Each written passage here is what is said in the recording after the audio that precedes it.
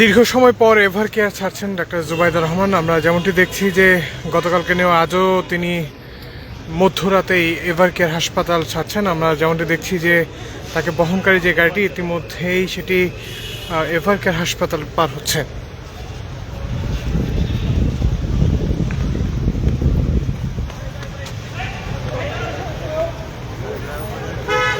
আমরা যদি একটু দেখানোর চেষ্টা করি যে তিনি আজ দুপুরের দিকে হাসপাতালে এসেছিলেন এবং তৃতীয় দিনের মতো চতুর্থবার তিনি হাসপাতালে এলেন। আমরা তাকে বহনকারী যে গাড়িগুলো সেই গাড়িগুলো ইতিমধ্যেই এভার কেয়ার হাসপাতাল ছাড়লেন। বিষয়টি হচ্ছে যে গত কয়েকদিন ধরেই বেগম খালেদা জিয়ার শারীরিক অবস্থার খোঁজ খবর নিতে তিনি শুধু লন্ডন থেকে বাংলাদেশে ছুটে এসেছেন।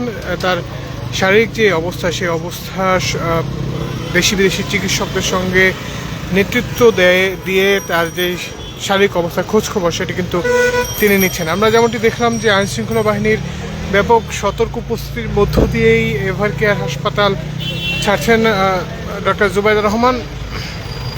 এছাড়াও বেগম খালেদা জিয়ার শারীরিক অবস্থার সর্বশেষ যে তথ্য আমাদের কাছে আছে, যেটি আসলে গত 3 দিন আগে তার ব্যক্তিগত চিকিৎসক এবং বিএনপি স্থায়ী কমিটির সদস্য ডক্টর AZM জাহিদ হোসেন বলেছিলেন যে তার শারীরিক অবস্থা আরেকটু ভালো হলেই তাকে লন্ডন দেশে নিয়ে যাওয়া হবে, এমনটি কিন্তু বলা হয়েছিল। কিন্তু সর্বশেষ গত 2 দিনে কোনো ধরনের ব্রিফিং না হওয়ার কারণে তার যে সার্বিক অবস্থা সেটি জানা যায়নি। কিন্তু জার্মানি থেকে যে বিমানটি আসার কথা রয়েছিল সেই বিমানটি কিন্তু আজও এসে পৌঁছায়নি বলে আমরা নিশ্চিত হয়েছি। এছাড়াও যদি একটি বিষয় বলি যে বসুন্ধরা এভার কেয়ার হাসপাতালে গত 23 নভেম্বর বেগম খালেদা জিয়া এসে ভর্তি হন। এরপর থেকে দেশের বিভিন্ন স্তরের নেতাকর্মী, পাশাপাশি বর্তমান অন্তর্বর্তী সরকারের প্রধান উপদেষ্টা সহ বেশ কয়েকজন উপদেষ্টা এবং 3 বাহিনী যে প্রধান রয়েছেন, বিশেষ করে সেনানৌ এবং বিমান বাহিনী, তারাও কিন্তু বেগম খালেদা জিয়ার শারীরিক অবস্থার সশরীরে উপস্থিত হয়ে খোঁজ খবর নিয়েছেন। এছাড়াও আমরা যেটি দেখেছি যে গত 4 ডিসেম্বর বাংলাদেশে এসে উপস্থিত হয়েছেন ডাক্তার জুবাইদা রহমান।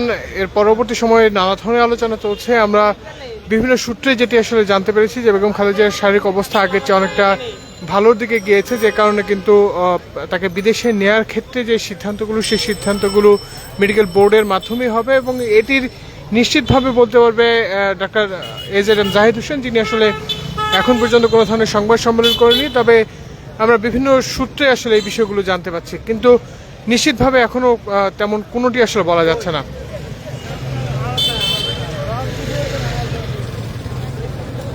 আমরা যেমনটি দেখছি যে ইতিমধ্যেই আবারও কিন্তু আইনশৃঙ্খলা বাহিনীর ব্যাপক উপস্থিতি গেল কয়েকদিন ধরে যেমনটি ছিল, বিশেষ করে বেগম খালেদা জিয়াকে অতি গুরুত্বপূর্ণ ব্যক্তি ঘোষণা করার পর থেকেই যে নিরাপত্তা জোরদার, বিশেষ করে SSF সহ অন্যান্য যে আইনশৃঙ্খলা PGR, প্রেসিডেন্ট গার্ড রেজিমেন্ট, তারা কিন্তু ব্যাপক সতর্ক উপস্থিতি এই হাসপাতালে রেখেছেন। এছাড়াও তার চিকিৎসা ক্ষেত্রে চীন এবং যুক্তরাজ্যের চিকিৎসকরাও কিন্তু এসে যুক্ত হয়েছেন বলে আমরা জেনেছি। মূলত তার যে শারীরিক অবস্থা সেই শারীরিক অবস্থার অবনতি 27 নভেম্বর বেশি হওয়ায় দেশব্যাপী সহ বিশ্বব্যাপী আলোচনা তৈরি হয়, যার ফলশ্রুতিতে কিন্তু আমরা দেখেছি যে তার সুস্থতা কামনায় প্রায় প্রত্যেকটি রাজনৈতিক দলেরই দোয়া কামনা সেটি ছিল।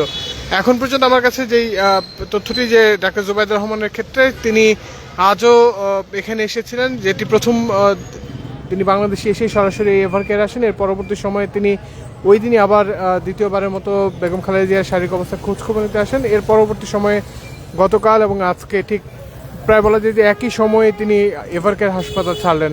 আমার কাছে এই ছিল মূলত এখন পর্যন্ত এভার কেয়ার হাসপাতালের সামনে থেকে সর্বশেষ। ধন্যবাদ সকলকে।